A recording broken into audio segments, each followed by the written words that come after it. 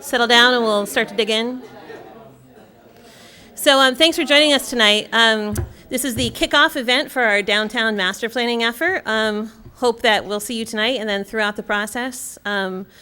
Tonight's our kickoff meeting. You'll hear more from Brian about the process. Stay tuned for other events happening in November. November 7 through 11, Brian will be here again doing our Planapalooza event. So start to pencil it in on your calendar. You'll see postings on Front Porch Forum and town email and things like that. Tonight we have Brian Wright from Town Planning and Urban Design Collaborative. And Catherine is joining him as well. So I think without further ado, I'm just going to introduce him and let him get started. Thanks for coming out. All right. So thanks for coming. I know you have lots of other options on a nice night like tonight, but normally I like to roam around while I present, but I have a stationary microphone, so I will do my best to have high energy even though I'm at a podium. So, all right. So what we want to do tonight is go through a presentation just to orient you to the project pretty quickly. And then we're going to do a short Q&A session. We're going to get into the hands-on mapping exercise. And for those of you who are like, I'm not really a hands-on kind of person, stay. It'll be fun. And it's really important for us to get the feedback at that time. And then after that, we'll open it back up because a lot of times people think of things through that process and they want to ask more questions. And my rule is I'll stay here as long as you're asking me questions. And but if we hit the 8 o'clock mark and you need to leave, don't feel like we're going to judge you. It's okay to leave on time. All right, so what do we have here? So please ignore the piece of paper there. It's driving me crazy. I'm sort of particular, but it's there is an outlet behind there. So the big black electrical outlet's even worse than the piece of paper. So yeah. But I came from afar, so I couldn't bring a screen with me, so we got the wall. So my name is Brian Wright. I'm the principal of Town Planning and Urban Design Collaborative, and this is your team working on the plan. So we have Catherine Goodrum, who's in the room with me as well. Catherine's managing the project. I came here from Nashville, Franklin, Tennessee, technically, but I live in Nashville. And if you've never been to the South, it's pretty cool. It's pretty hot this time of year, actually. So I always like to come up here because I spend so much time in New England. Over the past several years, we've done so many projects up here. Whoa. Okay. The consultant's heart attack. No, the screen's gone black. But anyway, it's always wonderful to come up here this time of year because I can escape the heat. Although today it was not that cool. We also have economists on the team. So we have John Stover. We have an engineer for environmental engineering stuff, John Ford. So we have our two Johns. And then we have Bert Kirkendall, who's a transportation engineer as well, because there's a lot that goes into thinking through, how to make a wonderful downtown. Well, thankfully, because yours is already so wonderful, we don't have to think too much about that. So we just have to make sure we don't mess it up. That's what I always say when we work in great places. There are some places that we work where they haven't even seen a great place, right? I'm showing them pictures of this place as inspiration. So here we can just walk outside. But the good news is this isn't an experiment for me. I said I work all over New England. We did the downtown and waterfront master plan in Burlington. Don't worry, I know this isn't Burlington. Right? You probably just thought that. I totally understand that. I totally get that.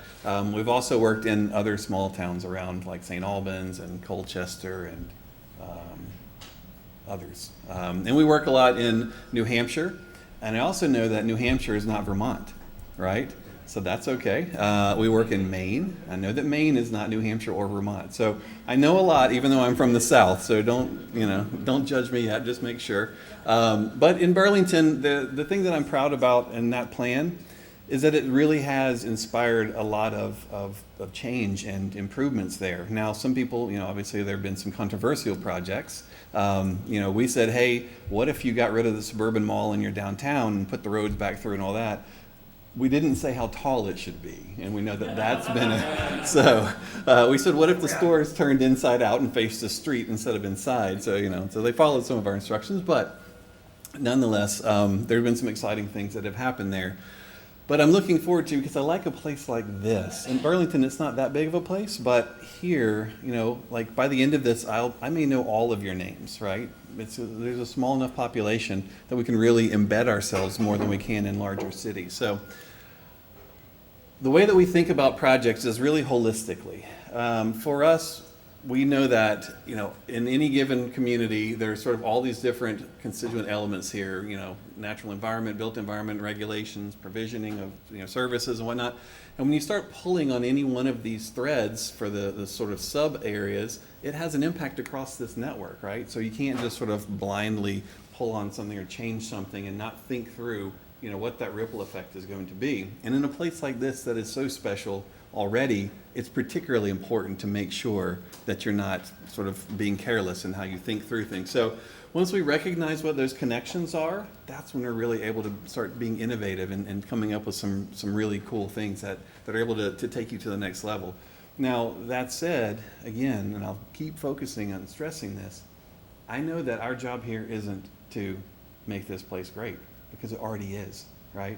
So really, and I'll talk more about this as we go forward, when I talk about being innovative, I mean sort of on a micro scale, not macro, right? So, but push me on that. If you guys say whoa, it's not that great, I doubt I'm gonna hear that. But I'm just saying, feel free. I don't wanna take that for granted, right? So for us, we want to build on a firm foundation. If you don't know, this project is sponsored and funded by grants. So agencies here, so VTrans and Clean Water Initiative Fund have put funds into this. Now in New Hampshire, that's freaks people out because now, here the government has come over here to take their property rights. And, I've been accused of being an agent of the United Nations. And they're like, we don't want this project. There's government money. And so just so you know, even though it's funded by grants, no one has told me what the outcome is supposed to be.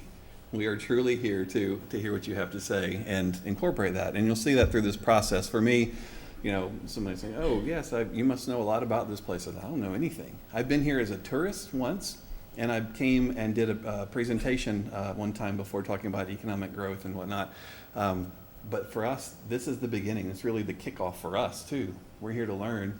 And you all are the experts. We depend on you to be part of the team. And so as we go through this process, we really need you to commit to participating and sharing your knowledge with us. Some consultants will come to town and they know everything. Oh, I've got it all figured out. Here's what you should do. I just walked around town this afternoon and I've got it. I don't know what you should do. Let's figure it out together. So you've done plans and studies in the past, parking studies and capital improvement plans. And the thing that's interesting is a lot of these are somewhat dated now. Some places we go, they've done studies and, it's like they have a downtown plan from last year. What are we doing here, So I think there's a lot of opportunity for us to find new information that's more current as we go through this process, so that'll be important. The other thing is, I'm a history buff. I love history, so all these photographs and stuff. It was actually hard for me to move the bird's eye view over there. It was hanging on the wall. Well, now it's back on the wall. I've done my job, right? That was hard for me to take down because for me, I actually go and I look back from the earliest maps that I can find in each year, and I look and see how the place has changed and what tweaks and adjustments they've made over time, and then I try to figure out why. Why did they change this? Why did they cut that road, or why did they add that road, or what happened to the horse track, or whatever the case may be, and so. I really get into this, and so for any of you who do as well, always share that kind of stuff with me because a lot of it is not obvious and apparent. It's just sort of anecdotal. You'll hear it from people. The other thing we're going to do in this process is look to the future. There are a few givens, and so if you can't tell, there's no construction going on here. And so I think you may miss it when it's gone. I don't know, but anyway, I saw this image, and a lot of times when people are like, oh yeah, we're doing this big project in the area that you're working in or whatever, and I'm like, show me the plans, and oh no, this time I was actually, oh, that's cool.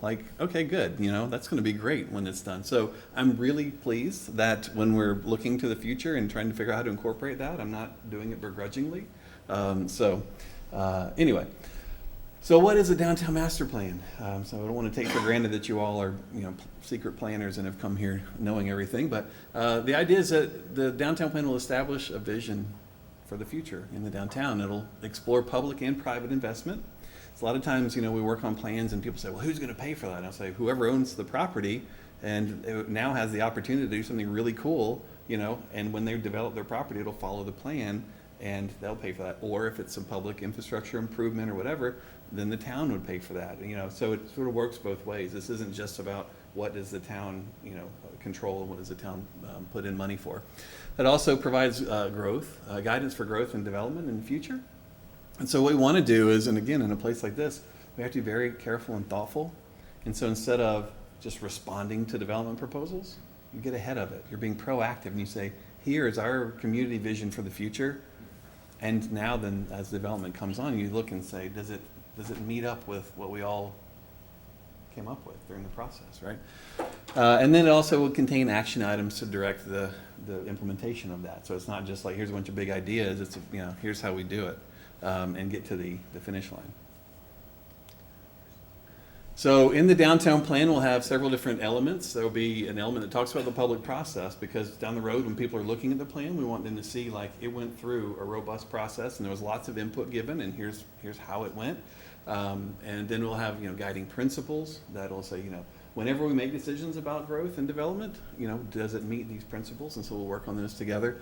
I have a profile of the downtown, so we're working on some economic analysis right now with the with staff in the planning department, and some transportation analysis and all of that. So that'll be featured as well.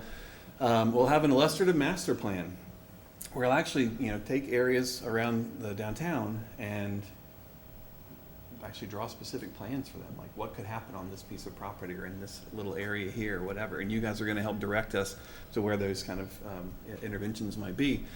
Sometimes it's, you know, very small, like there's a gap in the streetscape here where it wouldn't be great if there's a little building that filled in that gap, or, you know, whatever. So we'll also have a green infrastructure component to this, looking at how we can incorporate some sustainable stormwater concepts into the overall planning effort, and then even getting into some specific case studies for certain areas, and say like in more detail even. So what you guys can do is actually go forward in the future and execute some of these projects. You actually have some plans for them in more detail. So, and then transportation linkages, because we know, you know, I'm not seeing gridlock here, you know, but there's a few cars and a few people moving around. So how do we think through making improvements to that network? And then an economic strategy will be a part of this. So really, you know, a lot of the time when you do say, well, who's going to pay for that? Well, let's think through that. You know, let's figure out what are the economic implications, positive or negative, in moving forward with some of the big ideas. And then implementation strategy will be important as well.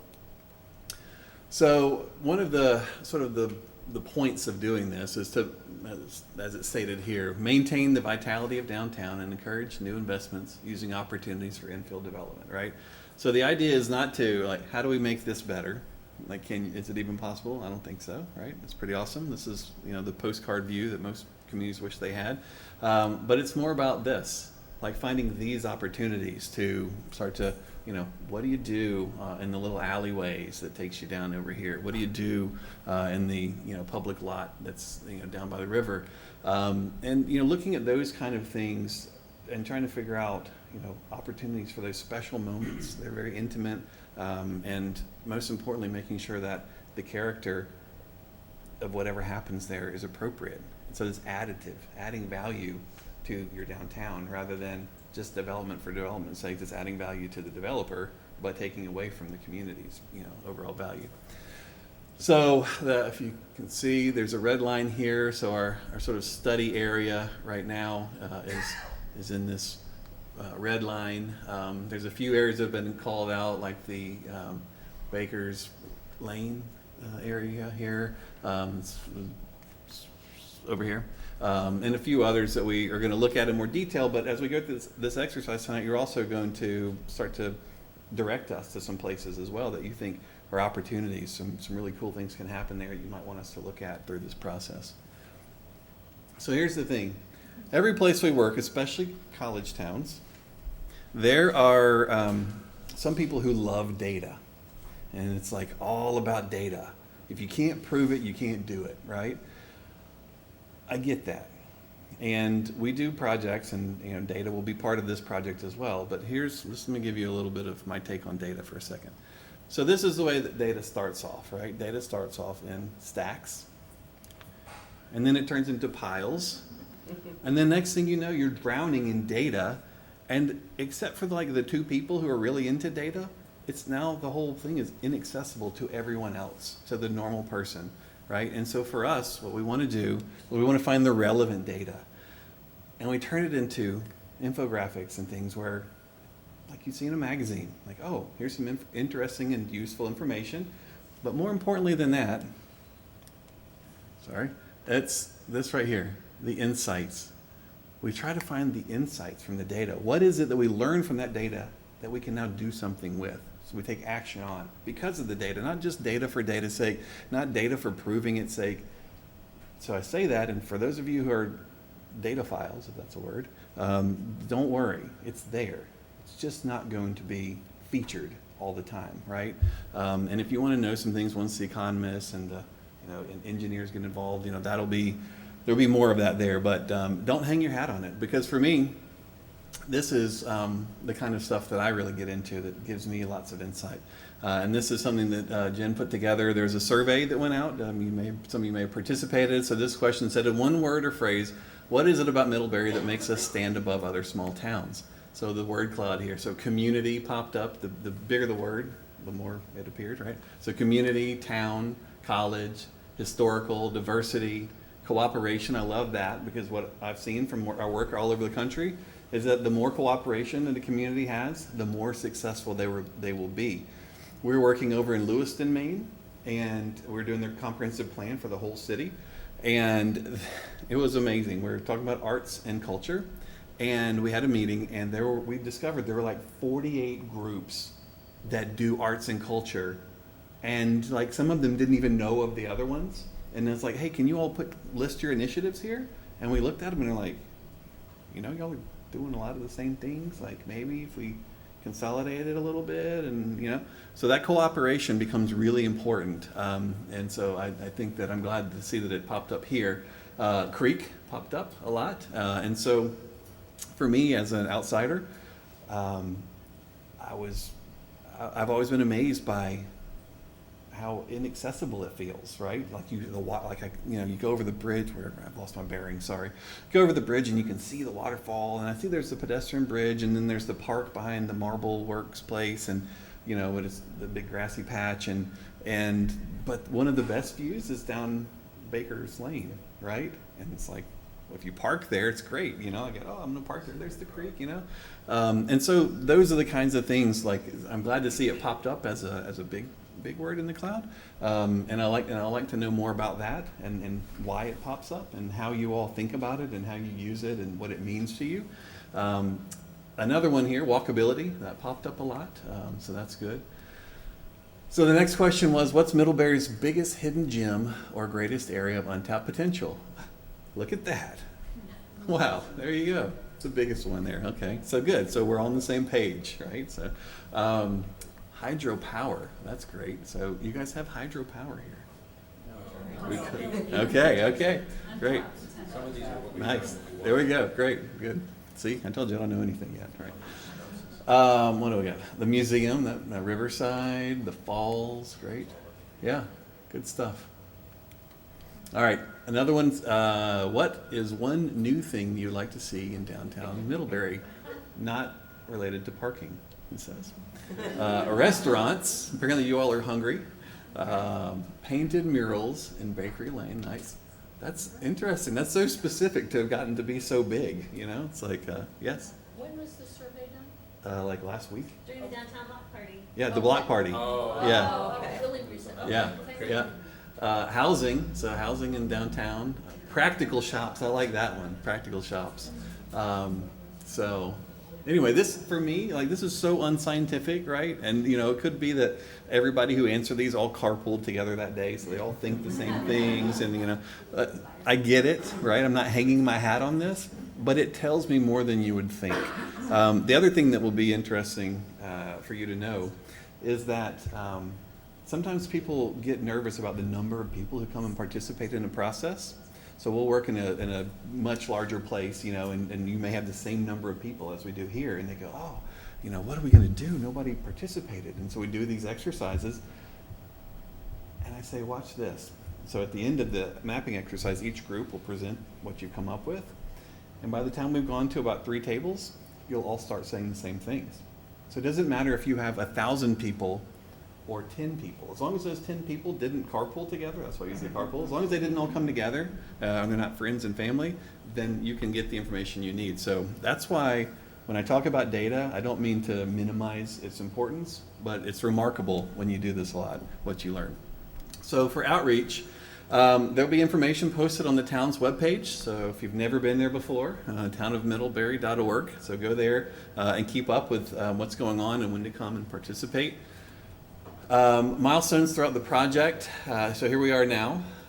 We're all going to be, and we already are, and we'll still continue to gather data and synthesize it. So there's that data. So it is there throughout the fall. The Planapalooza will be coming up in November. We'll be refining the data throughout the winter, drafting the plan, and then in the spring the draft plan will be presented, and then we'll get comments, and the final plan will come out in the summer, and the July 2020 is, the final plan will be out. That's the goal right now, so it's set up, so keep those in mind.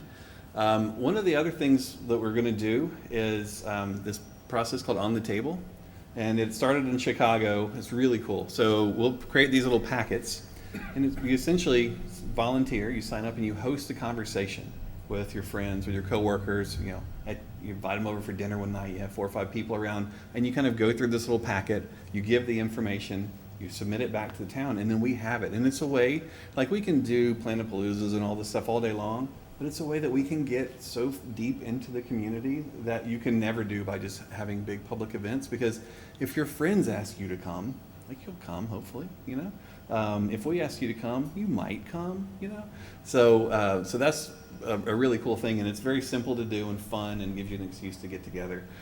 So that'll be coming out. Anybody can participate. It's really, the more people that host, the more input we get. And then it happens in your house, in a coffee shop, on the bridge, in the backhoe, or whatever you want to do. So Planapalooza. So we've talked about it several times now. What the heck is a Planapalooza, right? So Planapalooza is basically a big planning event. It's multi-day. You don't have to be there the whole time for all, they're going to be like 4.5 days. But make sure you keep your calendar pretty clear during this time, because what happens is we'll have a series of we'll have presentation, we'll have meetings, technical meetings with specific topics. We'll have a midpoint pinup, because we'll actually be working, drawing these specific area plans that I'm talking about, like real time there. Our transportation person will be there, our stormwater guy will be there, we'll have all of these, the experts will be there. And so it's very much drop in when you can. If you can't make it to one of the scheduled events, we're going to be set up in a space from morning until night. If the lights are on, come on in. That's kind of the general rule. But if you can't see in the back, I know you can't see it now. Any of you. These people are smiling, and I didn't say cheese, right? So hopefully the idea is not just the name is fun, but the actual event is fun too. And so it's going to be an important time for you to be there and participate. It's the bulk of the participation, the very specific participation. So let's wrap it up. See this? Warning, this plan should not be filed, right? This is a bookcase with plans on it. This is what we call the $1 million shelf. This is where every planning department has one of these, where all old plans go to die and gather dust, right? This was actually in Burlington. This was their shelf. Now, I think it's safe to say that our Plan BTV never went on that shelf. And from the minute that it was delivered to them, they all started using it. You would see it on people's coffee tables at their house. You would see it on the counter at stores. The mayor hands it out to dignitaries who come in from around the world. It was, it's a living document that is very, important. But once a plan goes on the $1 million shelf, it's done, right? So we know that if it's a plan that no one reads, it'll never get implemented. So we work hard to make sure that never happens. For us, the key is to have something for everyone in the plan, right? Whether it's a citywide plan or downtown plan, something for everyone becomes important. So we want to have something for the locals. Now, this is interesting, right? Any of you guys ever been here? Right? Yeah. this is crazy, like unbelievable. Holy cow, right? This is like the one spot you can visit the creek, right? I don't know. So I just was blown away when I saw that. So good on Mr. Up for providing that opportunity for everybody. Something for families, right? So, you know, we hear that some people are concerned that there's not enough place for kids to play and do this and that. So they all like the big equipment, I'm sure. And kids come watch them dig and things. But something for students, yeah. Students are an important part of the community because students turn into young professionals. And if we create a place that they want to stay, then you keep all that brain power here also that does great stuff, right? Something for people when they retire. It's a great place to retire. Or professors, or maybe they're not retired, right? All stages of life, though. One of the things that we found in every place that we're working around the country, but particularly in New England, is that the population is aging in New England more so than, well, not more so, but statistically more so. You're all aging about the same rate as other human beings. So, but when we were working over in Londonderry, New Hampshire, they were like, we're a 1 acre community, 1 acre zoning. That's what we like. And I said, what is it about the 1 acre? Oh, well, we like the lawn and the this and the that or whatever. And as I dug into it more, I really figured out the reason why they have 1 acre there is because that's the smallest lot size they can get a septic system on. So they actually plan their community around their, So anyway, once I pointed that out, they were surprised by that. And then furthermore, I pointed out to them that at the point at which they can no longer can or want to take care of their house or their 1 acre, and they don't have the wherewithal financially to have somebody come live in with them, they had to leave Londonderry. There was nowhere for them to go. And so what we started talking about was having a lifelong community, so you can stay there all stages of your life. So those are the kinds of things that become interesting to me and important. Right? So the tourists. Something for the tourists too, right? And I like this one because there's like these red bags, and so because I know that there's this sort of love-hate or maybe a hate-hate relationship with the tourists. Here's what I say. Every place we go that's wonderful enough to have tourists. We were working we did the downtown plan in Portsmouth, right? You ever been to Portsmouth, New Hampshire, right? Beautiful, so cool. These darn tourists. And I said, do you like the restaurants? Because, they didn't have to say restaurants like you guys did. They have lots of restaurants there. They can't count on just the small population that lives there, right? And so you need the tourists. So what I always say is they're the best kind of shoppers. They come over, they give you their money, and then they go away. And you don't have to provide services for them. You don't have to worry about, giving schools to the kids and all that stuff. So figure out how to embrace tourists, and I think that will be helpful as we go through this plan, but also making sure that the first slide, something for everyone, was for the locals too, right? And so that's why I love the fact that you guys have, Mr. Ups and those kind of things. But, maybe it doesn't only have to be like under the bridge for locals. Maybe you can also be, in the square too. But the most important thing is that whatever we do has to be uniquely Middlebury, right? It can't be what we did in Burlington or St. Albans or West Fargo, North Dakota, or wherever, right? It has to be here and of this place. That's going to be crucial. So let's have a quick chat. Hopes, dreams, aspirations, fears, concerns, anything that is on your mind. Yeah? You mentioned the second step involved data gathering. Yeah. Can you describe that process a little bit and what type of data will be gathered and how? The first question about data, see? I knew it. It's the first question about the process. Right, no, I'm just kidding. It was at the beginning of the process, right? So right now, what's going on is that the planning staff is going out like literally business to business, asking for information for the businesses.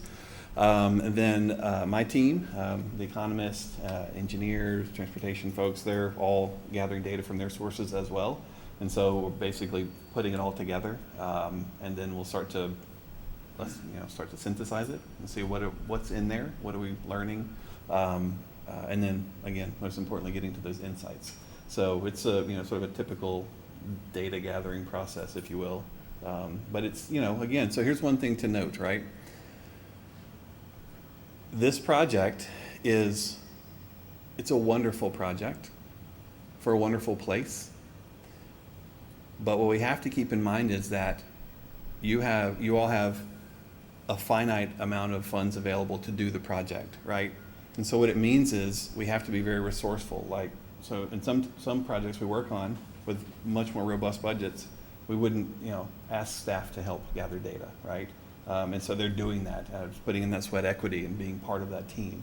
So when it comes to the data gathering, the data, synthesis and all that, we're going to do it, but don't expect it to be, again, not just because I don't think that that's the most important part of the process, but also just realize that this is we have to do what's realistic within the budget. So, yeah. This is a follow-up. What are the sources of your experts' data? Are they gathering data from transportation people here, or are they bringing some Both. national data? Both. Yeah. I mean, obviously, when it comes to certain things like transportation, local information is super relevant. But also, best practices sometimes extend beyond, the confines of the region. So, and that's one thing that we hope to do is, say like, hey, here's some things we've done other places that are really great and impactful, but want to make sure that it's relevant and local. Like, for instance, in the stormwater stuff too. Like, you're like, oh, there's these sustainable stormwater techniques that work really well. Doesn't work with our soils or whatever, Yeah. So it has to, there's a certain amount of cross-referencing. So. I have a question.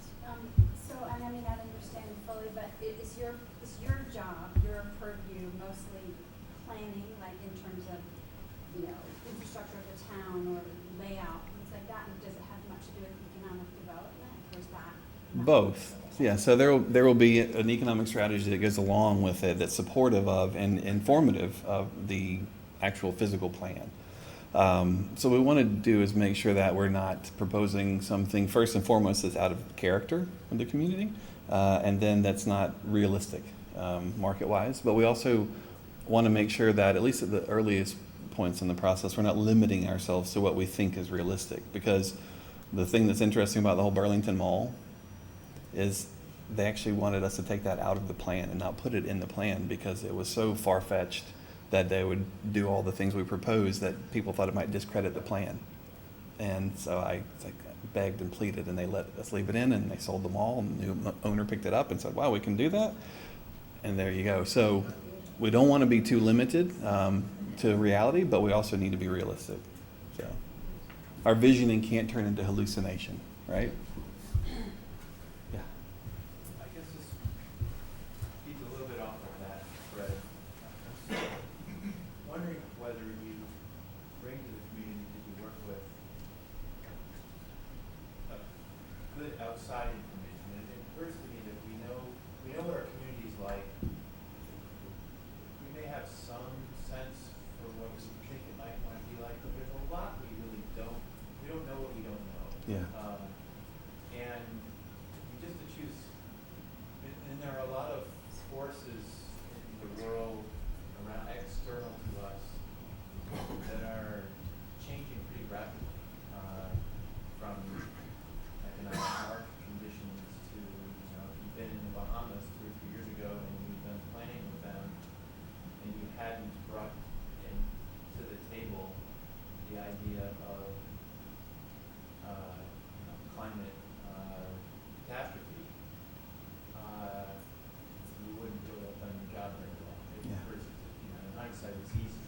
But I'm wondering, I am particularly interested in climate-related issues, but it occurs to me there are probably a dozen other ones that I'm less familiar with, but which might actually change the character of this community from the outside in, without us even realizing what's about to happen. Sure. It might be, I've seen reasonably compelling presentations that suggest that within a relatively short period of time, say 5 years, people won't be buying cars as much. Right. And if you were to bring credible data to the community that showed that, then that might change the character of our conversation around parking. Yeah, no, that's a great point. For example, that's just one little example. Yeah. But there are obviously probably hundreds of those, and I'm just wondering how you bring that sort of external expertise into the process. We will. So because we work in so many places, certain places, particular issue is of higher importance than another community, right? But because we work in a lot of different places, we're working in places that this is important to them. So next community we go to, we go like, how are you guys doing on this thing? That's the last thing we did, right? So we'll think through all of that with you. But there are some things that, to your point about the Bahamas, right? So I don't know what any plan could do to sort of defend against what just happened, right? And so it's like there are certain catastrophes that can be, that are beyond the scope of planning, right? But like when we were working on that plan in Portsmouth, they actually had done climate change modeling, and they had, before we got there, decided on like what their sort of sea level rise that they were comfortable with planning around, and so we had to stay out of that area, right? And so that informed what we were doing. But we didn't come to them and say like, oh, we think you should pull back a certain distance, because it's such a specific, the effort they put forth to do that modeling was just a whole, its own project, right? And so I would hesitate to sort of say, hey, what about a little this, what about a little that? We should think about these things, and whatever they are and whatever sort of pops up. But the autonomous vehicles, for instance, like, we work on private development projects as well. So we have a private development project, and the people who are funding that project said, hey guys, like, we think that we're not going to need all these parking garages in the near future. So let's make sure that they're actually convertible and can become leasable space besides parking. So we've, there aren't many issues that we haven't come across and we have ideas and thoughts about. But as we learn more about the community, we'll sort of have an idea of which ones are important to bring to bear. And anything you have questions about too, as we go through, like, that's what we want you guys to do. It's like, hey, don't forget, we flooded not too long ago. Like, what about that, right? And so those kind of things, that's what we count on you guys as that. Maybe one thing is just creating or allowing for relative nimbleness attached to not just the several months that we're working together on this project, but the idea that things are likely to be changing relative quicker than perhaps the traditional community planning processes are designed to handle. Yeah. I don't know how, there must be some ways that you've dealt with in other contexts where you can build into the result of this an ongoing annual, regular, I don't know what the regular interval should be, but an ongoing regular process to allow what might have made sense. I don't think we're gonna have a plan that doesn't address parking for the next several years. Right. But if all of a sudden that became true, we ought to be able to move quickly Yeah. away from the need for parking, to use that. No, that's a good point. And for us, the way we think about planning and master plans like this, in a lot of ways, is more of like a playbook rather than a rule book, right? And so you say like, oh, well, which player are we going to call today because this thing happened or whatever? And so as you move forward, there'll be some specific things that say, based on the information we have today, what we know, here's what we'd like to have happen, here or there or whatever. But the thing that's really interesting in a place like this too, we say, hey, we're here to talk about planning. Let's dream big, right? And then you really look at what the sandbox is that we have to play with and move around stuff, whatever. In a place like this that's so wonderful and, at least in the core, pretty well built out, we're talking about like, as you saw in the pictures, thin sliver here, or, how big is the Bakery Lane site? How many acres? Like a few acres, right? Yeah. So like, and that's a big site here, you know, like it's, that's normally that's not very big, right? So I think we have to think through that as well. There's only so much that we can do, so many big moves we can make without starting to be disruptive in all the things that make this place special and that you love. But I think thinking through, you know, into the future, that's part of this, that's the visioning. So, yeah. Could you say a little bit more about how this works from your end? I mean, it appears from your slides that you're a pretty small shop. You've done a lot of the plans. How many are you working on at once? Are there going to be one or two people who are going to have their primary responsibility in dealing with Middlebury for 2 or 3 months anyhow, or do we get a small piece of a lot of people? How does that work? Yeah, so the way that we're set up is we work on, I don't know how many projects we have in the works right now, probably 8 projects maybe. Comp plans, zoning ordinances, downtown plans, and some private development work too. And so Catherine and I will be primarily working on this project, but then when we come in for the Planapalooza, we'll have the other team members, and you'll be amazed actually how much work we get done in those 4 days. So a lot of the work will be done. Then when we go away, we'll start drafting. So Catherine will work on primarily, you know, sort of pulling together all the stuff we learned from you all in the Planapalooza and start working on that document.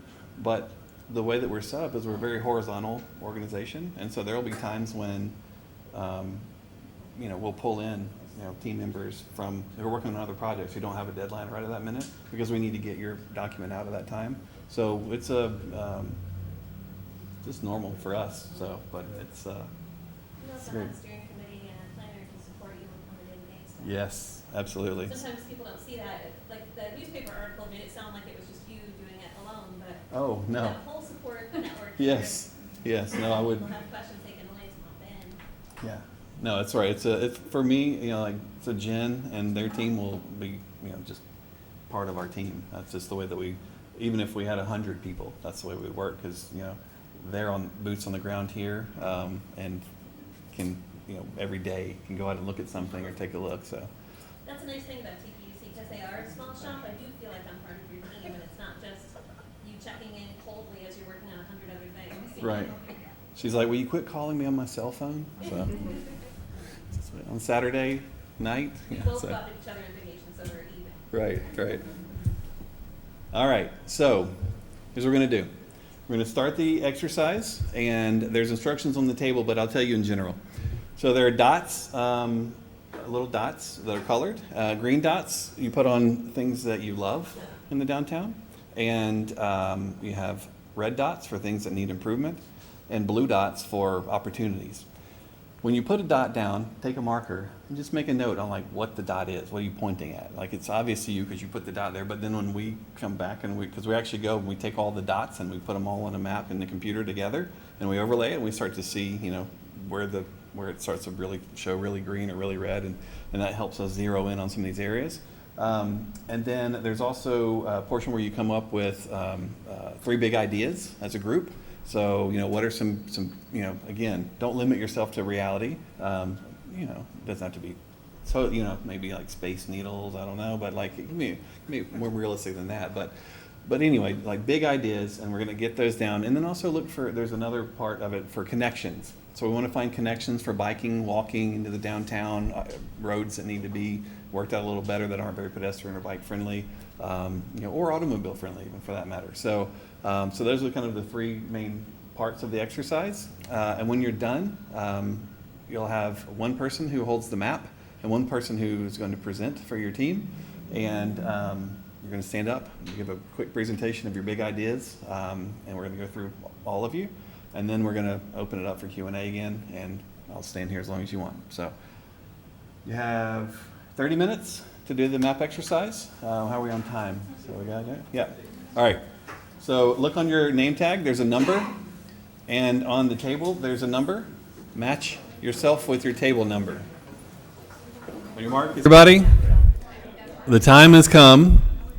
So you need to pick a map holder and a presenter for your group. And we're going to go in order. And so you're going to come up and present your big ideas, and then we're going to let the next group go. So group number 1's going to go first. Group number 2 can get on deck, and that'll help us go a little quicker.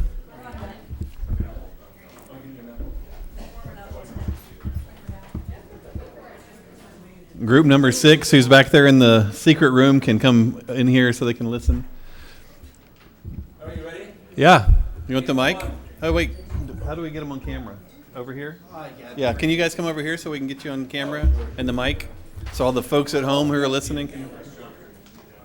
So, I don't want to characterize our big ideas, but there could be bigger ideas, but our biggish ideas are, 1, fully take advantage of the property behind the Middlebury Food Co-op between Washington and Seymour.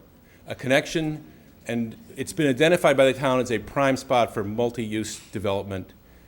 And I think it's an aim. I think it's a property we should probably look at in this master planning. We all do at this table.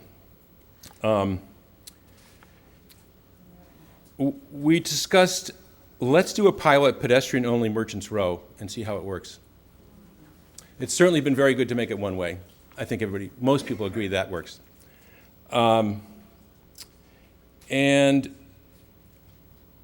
the desire for an anchor retail store in the downtown to attract Addison County residents.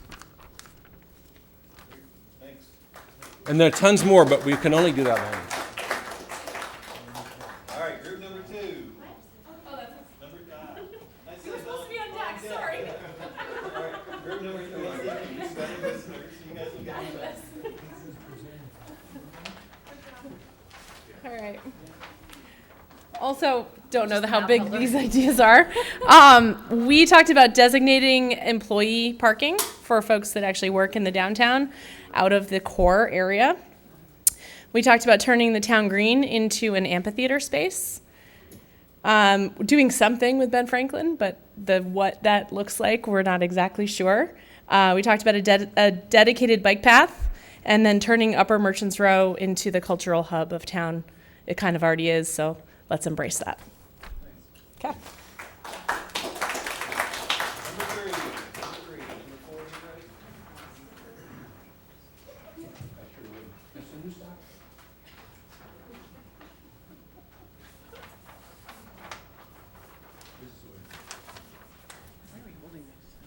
Yeah.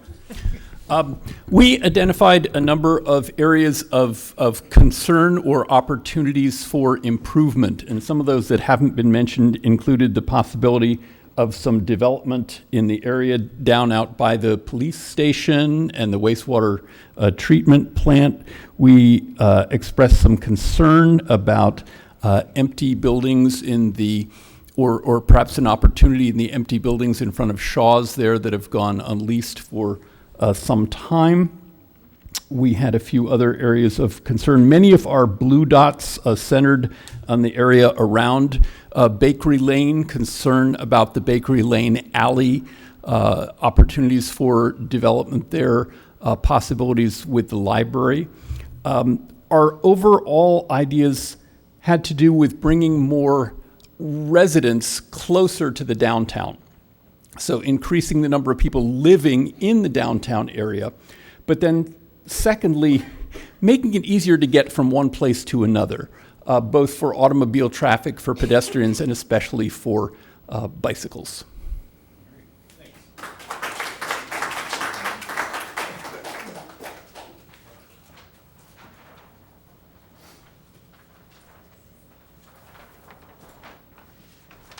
So we focused a lot on some issues with traffic patterns, especially around the co-op.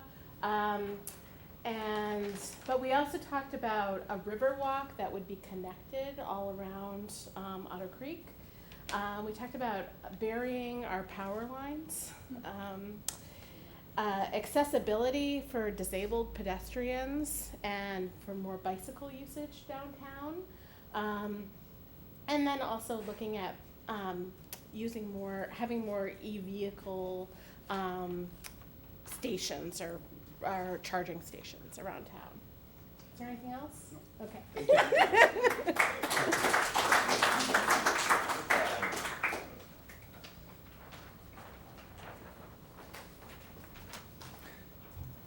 We were very much into increasing bike and ped connectivity, so you'll see the blue and green lines all over our map. Some of the big ideas that came, it wasn't a lot of red.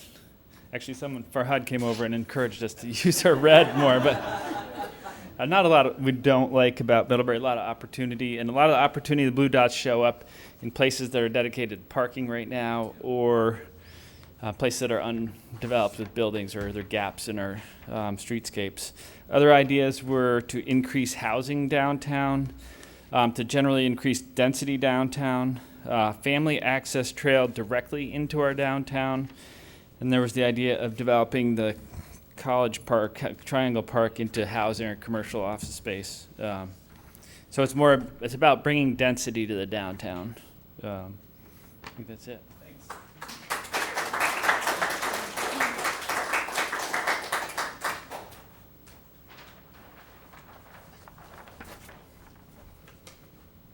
Okay, group 6, we have also defined a lot of opportunity, but we did have a few reds and things we thought could use improvement.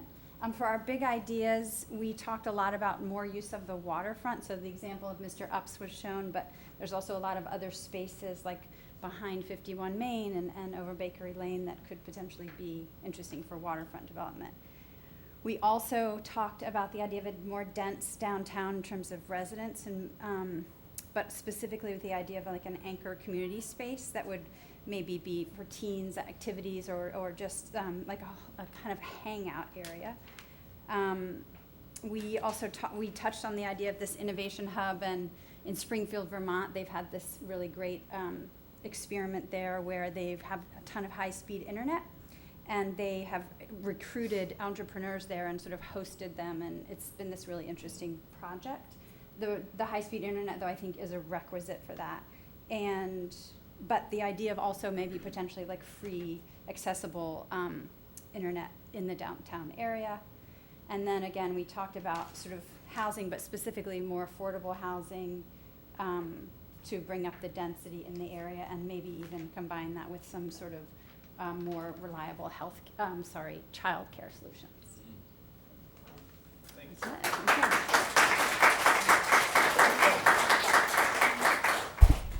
Wow, you guys were very concise. And I don't know if you're just ready to go home or what, but that was, a lot of times I'm like, okay, you just your few big ideas or whatever, and I'll have somebody, or everybody's looking at their watch because they've been up for half an hour. So, all right, so I have a few questions for you all now that have been inspired by your thoughts and comments. So tell me about the power lines in downtown, like to bury them, right? So is that something that's happening, that can happen? I first mentioned that. Yeah. And, yeah, this is, there's not been a lot of motion on that here. There, a little bit where we're doing the bridge, but Yeah. The exhibit A on this is if you drive 15 or 20 miles south of Brandon, where they've been going through a nightmare of a downtown redevelopment over the last 2 or 3 years. But their power lines downtown are underground, every one of them. And it is just, it's different from night and day. That is the biggest difference that you notice coming through downtown, that they are not there. Yeah. And as they are all over our downtown and most downtowns around this country. I noticed in the picture that you showed, looking up Main Street towards the Congregational Church, the power lines have been photoshopped out.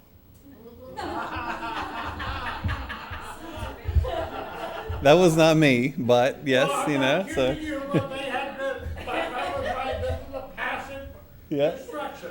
Well, so here's the reason I asked, because in my downtown in Franklin, where I live, you know, it's for those who haven't talked to about it yet, you know, it's founded in 1799. So it's this beautiful, you know, 2-3 story little downtown, not much like what you have here, but more of a main street though. And many years ago, they started putting the power lines underground. You look at the old postcards and photographs, and it was just like, you know, it was, everything was, there were street trees and people on the sidewalk and all, but it's just different. It's like the visual clutter goes away. And so what they did though, instead of just doing it the whole downtown, they started on Main Street, and then they went out from there, a few streets, you know, here and there. But the main street where everybody was going to go, the sort of the postcard view, they fixed that first. And, you know, a lot of communities, I talk about this. That's why I was like, oh yeah, that's a good idea. And then, you know, the people who are running the community, the town, the elected appointed officials are like, do you know how much that costs to do that? You know, and so I'm glad that you're taking advantage of that, you know, as part of this project that's going on to whatever extent you are. But it's interesting, you know, even if it's like you go to a house, right? Some houses you go to, everything is just perfect and put in the right place and everything, but there's a lot of stuff, right? And so something about it has that sort of a visual clutter, even if overall is tidy. And then you go into another house, all tidy, but sort of more minimalist, you know, and it has a sort of different feeling. And that's the way I think about power lines. Like you get used to them as a citizen, you just, oh, well, it's there. But it's so much nicer when they're not. So that's one of those, who's going to pay for that thing now? So, But if you do it, when, you know, around here, streets get repaved every few years. Yes. And just as the street gets repaved, you put power lines. yeah.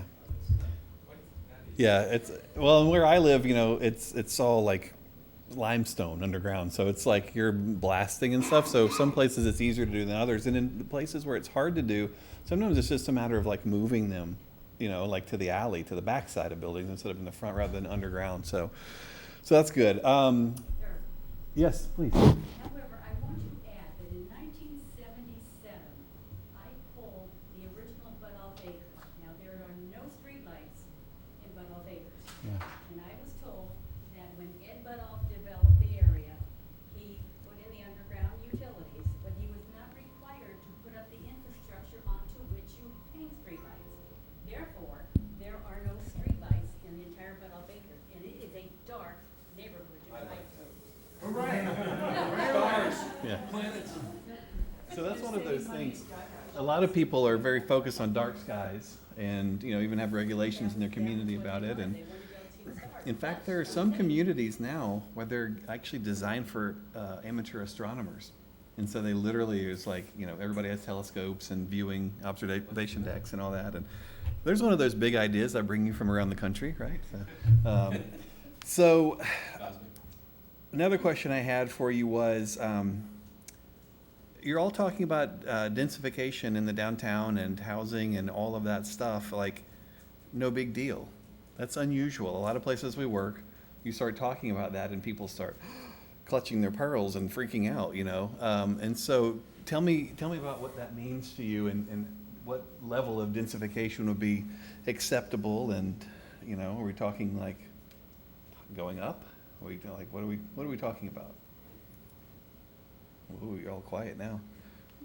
You want to draw people downtown, if they're living there, Yeah. they're going to use shops and services, they're already going to be there. I mean, that's sort of at the heart of, at least my thought about it. You're right. And mixed housing, low-income housing, more condominiums for those who are ready to move out of their houses, but not out of the center of town. Yeah.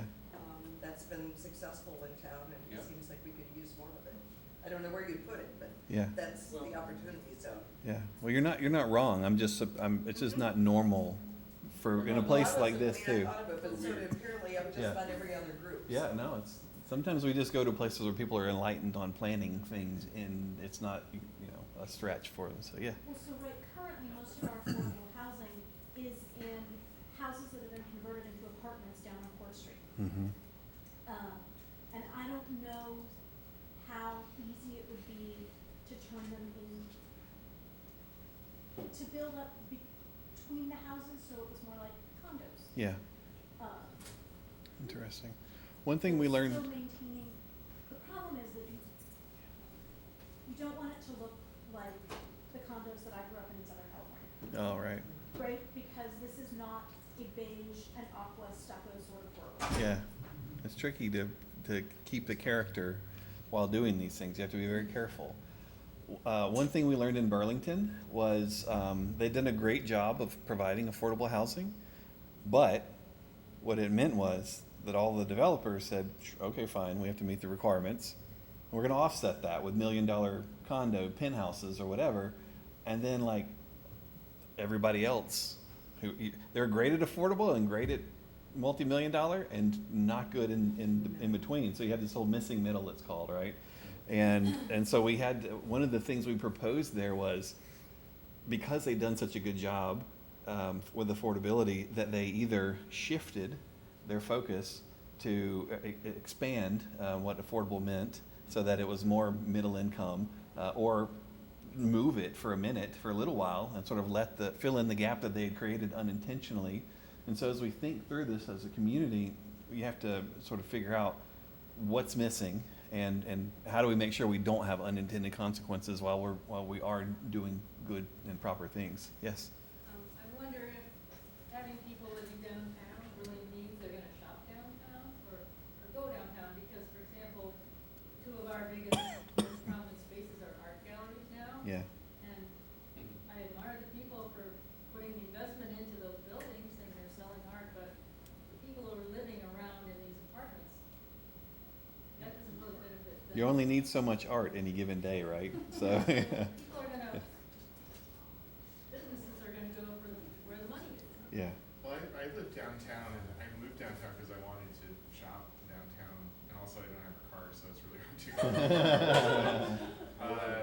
But yeah, I mean, I was interested, in the idea of getting more services down to, or anchor retail down. I don't know how realistic that is with Amazon and all that junk, but I mean, I think people who move downtown do it on purpose, because they want to live here and go to these places. So. Yeah, I actually heard somebody earlier today when we were setting up, they were talking about going somewhere, and the woman said to the man, "Should we drive?" And he said, "Are you kidding? It's going to take twice as long to find a parking, and blah, blah, blah. Let's just walk," right? And so the convenience factor, if you're already living there, like even if it costs a little more to shop there, you do it. It's just like, oh, I can just walk right out there, But it's hard because when you get things that are lovely, like art galleries, but they're only so useful to a local, but to your point, if you own the building and you're leasing it out to somebody, and if the mom and pop shop can't afford the rent that you can capture, then all of a sudden now you're sort of like messing with the market and the economics of it all. It's a real challenge these days, for sure. But because everybody is so seeking authenticity these days, they're really looking for the mom and pop experience more so than anything else. We really have a chance now to sort of bring that back, but you have to support them though. I mean, I hear we go places all the time, and they're like, "Oh, we want more mom and pop," and I'm like, "Well, where do you shop?" Well, on Saturday we go mom and pop, but so yes. I think that housing issue is somewhat of a chicken and egg question. We don't have really much industry. We don't have any new businesses coming into downtown that have the scale where they're hiring younger, recent graduate type people. We were talking about housing where you've got people in the same potential price bracket. On the younger end, you've got recent college grads who are just getting their first job and can't afford much, and you have people who are post-retirement who are looking to get out of their larger houses and live a more simple life, perhaps a fixed income. And so those two demographics are going to compete for the same spaces. I think the reality is our downtown as it currently exists from a retail perspective does not necessarily cater to the locals. And if we're going to get those two demographics to come downtown and be locals, then the retail culture has to change also. And we have some vacancies downtown now, and I think that shift can happen quite organically. I don't necessarily think it needs to be forced as part of a town plan. But that, I think from a housing perspective and the needs in our environment, I'm a realtor, by the way. You have some data. Yeah. So I see what goes on in the market, and from my perspective, there's not enough demand for what it would cost to produce those housing units downtown for the people that could afford to pay for them. Yeah, it's tricky. Well, especially if the supply is low too. It's like the cost is up. But one of the comments that one of the groups talked about was the idea of the innovation hub, right? And so for me, we're nearly every city or town we're working in around the country. That's something that they want included in their plan somehow, and it's great. What I say is, because of technology, This is the first time where Mayberry can compete with Manhattan, or Middlebury. How about that? It's not- Normally I say Mayberry, but it's Middlebury. But you can compete because, you know, I always show, when I'm looking at sort of comprehensive plans citywide, I'll show images about how people's work preferences have changed and how, you know, young people's, where they live how they decide where to live has changed. Like, they say, well, where do I want to be? And then I find a job.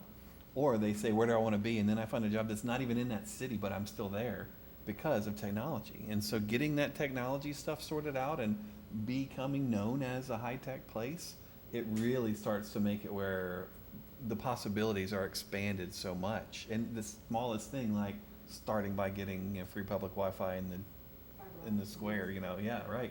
I mean, all of these little things can add to that story. Because you'll never, like when you look at the square footages and stuff in your downtown, the buildings are just not big enough, you know, for businesses to have lots of employees that, you know, where it's worth their time to, to be able to provide lots of jobs, right? So you have to find other locations that you can have those larger footprint things, but have them be symbiotic with your downtown, not competitive. And so you're always kind of going back and forth. And so we're working in a place right now where they have this amazing historic village core, but they are size constrained, and so they're trying to find ways to have an alternate location for bigger footprint needs, and then they'll have like a little shuttle that goes between, you know, that kind of stuff, or it's really super walkable or bikeable.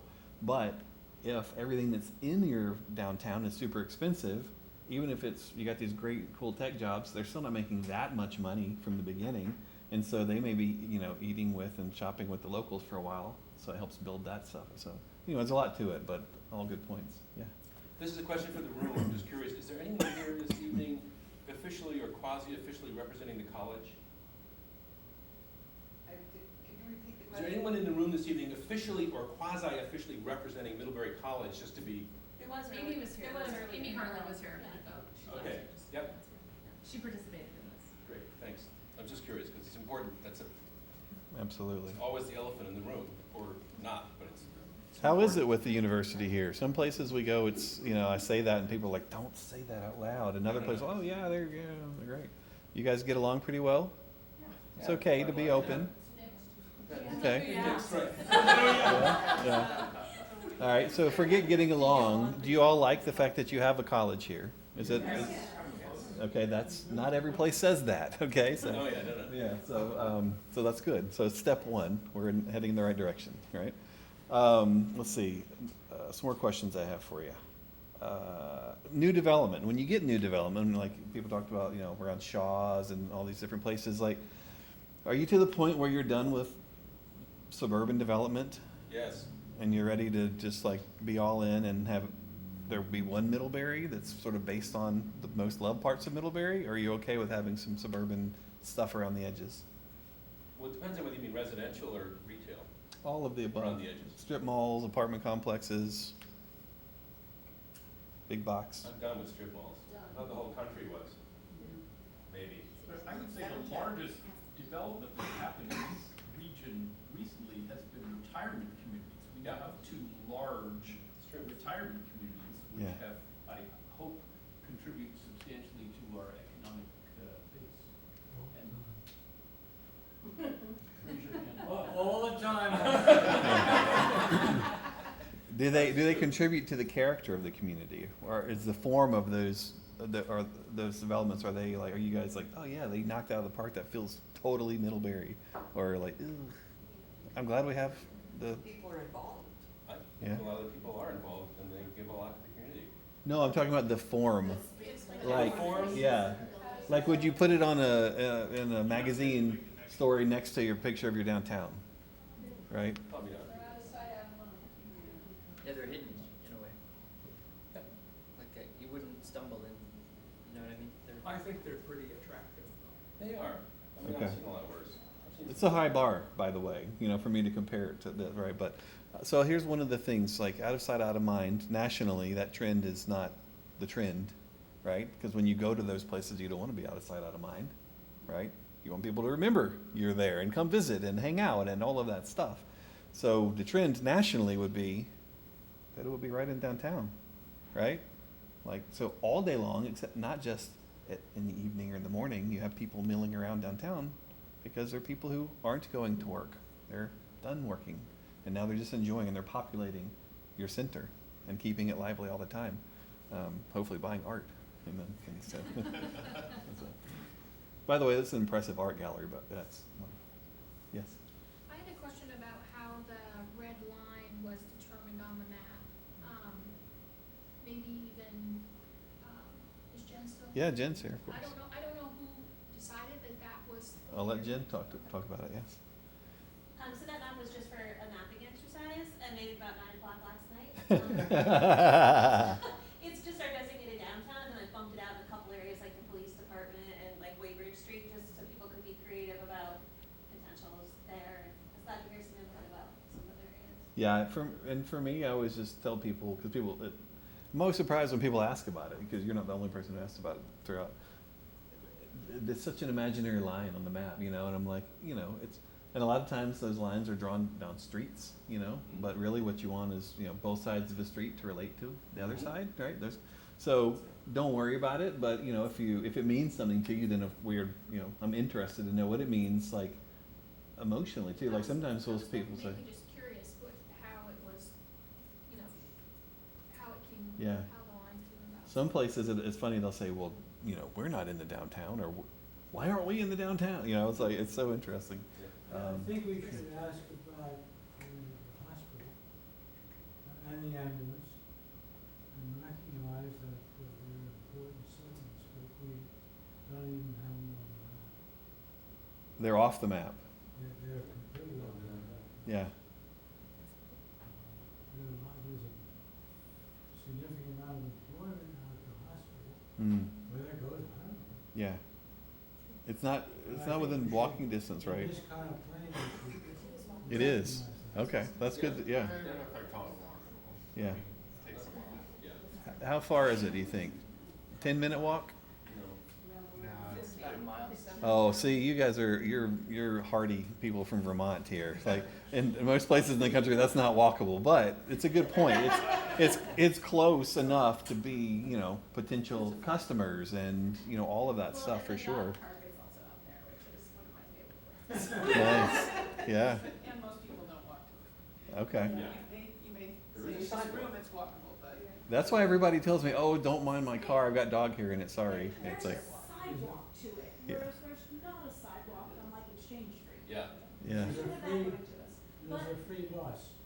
Okay. But the ambulance is out there, and there is exactly and precisely one road to the hospital and to the ambulance service. There is no backup. If that Oh. road, if there's an accident on South Street, the whole town is toast. There's no way to get into the hospital. This is from a physician, by the way. Wow. That's really interesting. Noted. Yeah. Yes, in the back. I just had this thought, I don't think anybody's mentioned about the high school kids and what they do after high school. Oh, They're yeah. not going to Middlebury College for the most part, some of them are. But what do they do? There's not a lot to do here. We do have the Hannaford Career Center, but I don't know what kind of bridge there might be to apprenticeships or anything like that. Well, along those lines, one of the things that a group mentioned is a teen hangout area. And, a lot of places we hear people say like, oh, how do we get the teens to quit hanging out over there? So it's like how to figure out a way to give them a place, but where they'll be properly behaved, right? But I think your point is sort of a larger question of, if they're not going to Middlebury, are they sticking around town? I mean, most places, small towns like this, they're like, I'm out of here, and they go wherever because they're not so enamored with the loveliness of the village, So where do they go? Burlington? Boston? There's a teen center. Some other school. Yeah. Yeah. There's a couple A lot others. of people are, a lot of people don't have access to go other places. Yeah. And are stuck here. So, not by choice. Right. Because they have to be. Are Right. we talking about what do they do after school, or are we talking about what do they do in their future after they graduate? After they graduate. Yeah. So that's one of those questions that I feel like the data can do super. Yes. Yeah, well, and also. Do we need to plan around something, you know, Yeah. like, what is the question? Is there even a problem, or are we creating a solution for a problem that doesn't exist? And if they don't go, if we don't have jobs here, but they stay here, what do they do? Right. Because you only have like 8,000 people or something, right? And so it's not like there's tons of, you know, service jobs and things around as a result of that. And you're not even a densely populated Ryan, region. it's not that we only have 8,000 people. We have 8,000 people. I'm just saying. Many of them are college, Yeah, Just but- and saying. they're sort of tossed into the pot, and I'm not sure that they really, I've always felt that the 8,000 was kind of a fraudulent number. actually 9 now. That's also fraudulent. I think it's closer. Not in terms of employment or other kinds of things, but we don't really have 8,000. Yeah, it's hard. Isn't that a census number, 8,000? Yeah. Yeah. At the same time, can I add that at the college and at the hospital, great of the employees are from further away. A lot of folks come over from New York Yes. to work. So it goes back to the affordable housing piece, it goes to, there's a lack of, workforce here. Right, And so- workforce. So it's an interesting mix about, folks leaving because there isn't anything, at the same time we're hiring people that, aren't living. Yep. Right. Yep. Interesting. Workforce housing is a big. So what is the point of this place? You walk down Main Street, isn't it beautiful? Yes. Like, I mean, I'm joking, but I'm not, like, you think like there was a reason for it initially to be here, Falls. and you've all chosen to be here, even though you don't need that reason anymore. So like the reason for being has changed, right? Because as we were driving over from Manchester this morning, we drove past these like little, like we have, only 8 people or whatever, but it's like this little hamlet, just you drive through. And I was literally saying like, why are people here? It's cute and it's great, but what do they do? Where do they go? Where do they come from? I'm so fascinated by that. And so I've just expanded it. Like, yes, it's obvious what the point of this place is. It's so beautiful. But from a real perspective, like all the nitty gritty, each of you has a different reason you're here and way that you're able to stay here and place you came from or whatever. And so as we think about it, the future of the place and what problems are we trying to solve or whatever the case may be, keep that in your mind. Like, why Middlebury? Or maybe why not Middlebury, Well, in one answer to that, you mentioned the college, you asked about it not long ago, and I would venture to guess that were it not for Middlebury College, 1/3 of the people in this Yeah. room would not be here. It's a college town. And that's not because, I spent 40 years or more working at the college, but there's also lots of other things that the college, the presence of the college contributes to the town that is part of why people live here as part of the service industry that's associated with the college, is why there's many restaurants and so forth as there are. That's why people, so many people choose to retire here. Yeah. Great. See why I asked those questions. You're like, did he just say that out loud? But that's a great response. It's the less visible reason for being is that it is still a bit of an accent hub for Addison County. There are still tractor dealers, there's a grain, there is activity around the fact that Addison County is one of the richest counties in agriculture. Agriculture. Got it. Yes. Dairy. I was going to contribute to this comment that I think college also benefits from the connectivity of the community. Oh, yeah. Absolutely. Oh, yeah. Actually, a pretty unique relationship. Then my primary answer to your question would be community. It's about the connectivity, the ability of people to understand, not always agree, but understand each other and communicate and come together. Which doesn't happen in a lot of parts of our country. So. Yeah. Where do you guys get groceries? We have 4 great grocery stores. 4? 4. Yeah. Wow. For only 8,000 people, right? That's like- Hungry college People come down off the mountain to shop. they come down here too? Okay. People come from Moncton. Right. So the county is 35,000, that's kind of considered the catchment area for the county seat. That's almost as big as Burlington. Yeah, that's true. I mean, they don't all come to us, but that's it. I guess I would add to the Y in Middlebury, we have abundant natural resources. The rivers provided power, the forests provided wood. The farms still are very viable and abundant. And so, and the extractive resources in our quarries, if you look at the map of our town, the center of it is the Omea pit. So we have a lot of natural resources. And don't forget the water and all the beverage companies we have. Distillery. Yes. I think it's community, but it's a diverse community, it's a human scale, and it isn't Burlington and all the sprawl around it. Yeah. That's why I ended up here. Realtors started showing me all the houses and all the sprawl around Burlington. I said, I'm out of here, Yeah. Nice. because it isn't sprawled. So just so you know, I don't always ask that question, but I'm going to from now on because it's kind of like offensive a little bit, you know, like, but it makes you really start thinking and you want to prove it, and so you all start trying. This is awesome.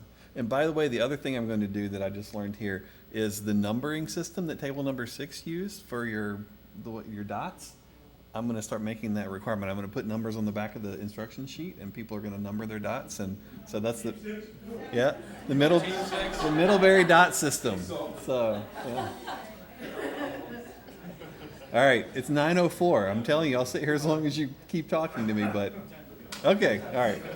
So Planapalooza, come back. It's going to be awesome. We're going to do fun stuff. More of this, more of that, more of the other. Thank you.